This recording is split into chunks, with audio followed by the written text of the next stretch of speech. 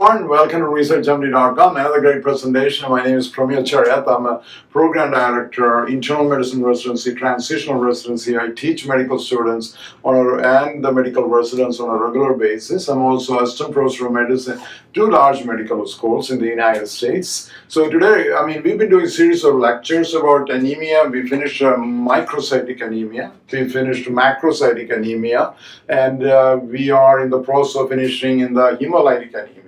Okay, so today our topic is paroxysmal nocturnal hemoglobinuria. Okay, this is very important. Nocturnal. Why is it nocturnal? At night, there's a lot of urine production.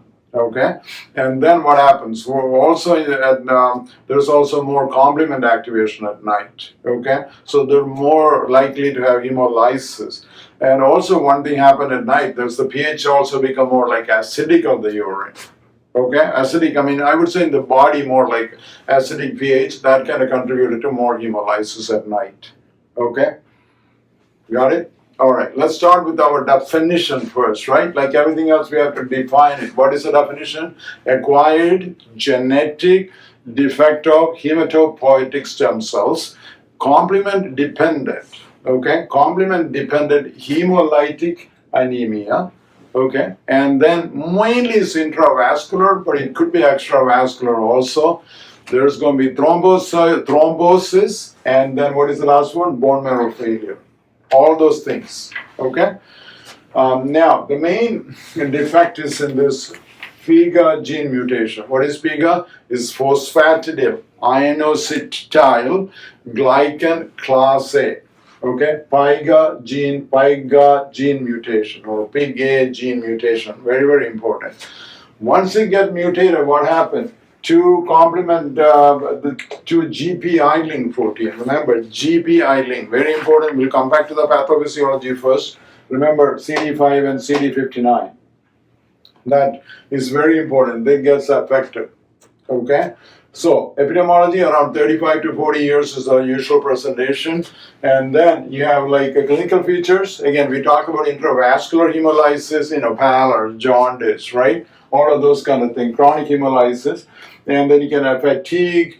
Sometimes you can cause like fever of unknown origin also, remember that. And then you can have jaundice, splenomegaly, there's thrombosis. That's very, very important. Okay, you can say an unusual place of thrombosis. Main thing you have to know about abdomen. There's hepatic, portal, splenic, and the mesenteric vein thrombosis is very common. Okay, and then when you talk about the brain, sagittal and cavernous vein thrombosis is very common. Okay, and then cerebral, and then the main thing is the portal vein thrombosis or Budd-Chiari syndrome. Okay, hepatic portal vein thrombosis also can be caused by this. Now, you can also have chronic kidney disease. What happened is because of the hemolysis, there is heme deposition and more inflammation, that kind of leads to chronic kidney disease. There's 6 times more likely they can have like chronic kidney disease also. Remember that, okay? And 5 to 10% can develop into AML or myelodysplastic syndrome, also very important. Episodic hemoglobinuria, pink, dark, or red. Okay, and then vasoconstriction, there is headache, pulmonary hypertension. The other presentation, most common other presentation is the abdominal pain. Okay, and then you can have dysphagia and erectile dysfunction. We'll come back to the pathophysiology, how the abdominal pain and everything is kind of caused. Okay, now let's go back and look at our pathophysiology. So we already said this gene. What is the name of the gene? Phosphatidyl inositol glycan A gene. That is the one mutated. Look at the DNA, this is a mutation happened. This mutation affects this GPI anchored protein. Both of them like CD55, CD59. Let's talk about that, okay? Now, we got this complement pathway here, C3, C3b, C5, C5a, C5-9, and all of this MAC complex, right? This is what attack antigen and destroy the foreign bugs and all that. It's very important, okay? Now, if you don't have this CD55 and 59, CD55 usually block this right here, and CD59 blocks where? Blocks over here, this part. So the complement does not get activated. If you don't have this, what happens? If you don't have CD55 and CD50 and CD55 and CD59, this is not blocked. So you're going to have unopposed complement activation. Too much complements kind of coming down. Too much MAC complex and trying to attack everywhere. There is intravascular, mainly the intravascular hemolysis, but you can have extravascular hemolysis also. Okay, and that can cause us like kidney damage, thrombosis, and all of that. The other thing is like the main other pathophysiology we need to know about the thrombosis. We already talk about unusual praise of thrombosis like abdomen. What are they? Hepatic, like splenic, mesenteric vein thrombosis, very common. Okay, and then you have brain, you got sagittal and cavernous sinus thrombosis, and portal vein thrombosis like Budd-Chiari syndrome is common. So what is and how does this thrombosis happens? Okay, what happens is like you got this GPI anchor protein. There's also called a urokinase plasminogen activating receptor. Okay, this one is going to be defective in here. Also, tissue factor pathway inhibitor will also be affected. Okay, and then you can have also heparin sulfate also may be like affected in this. Those are the thing, and all the other things also. When you have what happened is the final step of plasminogen into plasmin also affected by UPAR, right?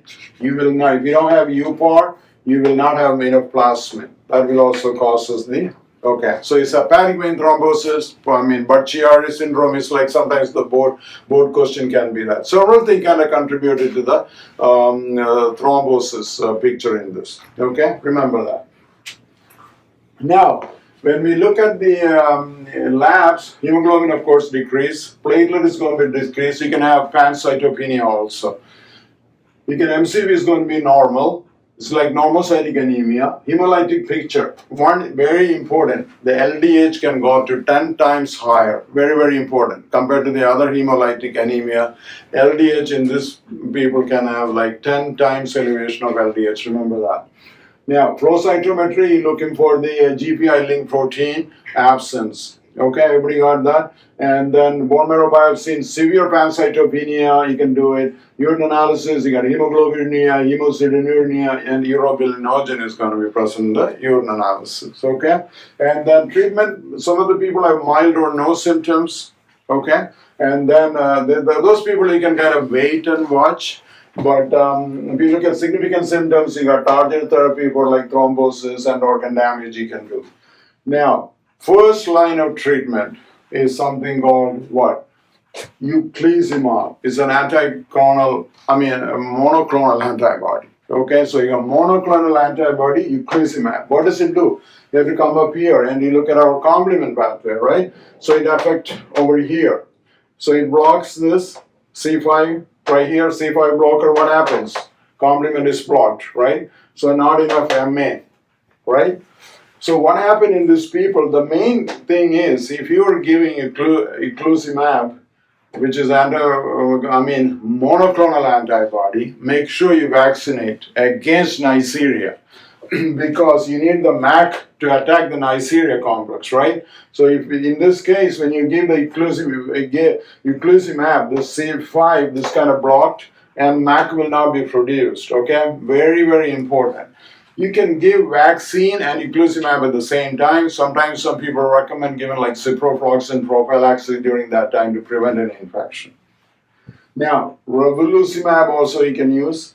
Second line, let's say if you don't have this available, only if you don't have available the curative therapy, autogenic hematopoietic stem cell transplantation, because this is a very curative disease using eculizumab. Got it? And then avoid medication that increase risk of thrombosis. So you can do VT prophylaxis.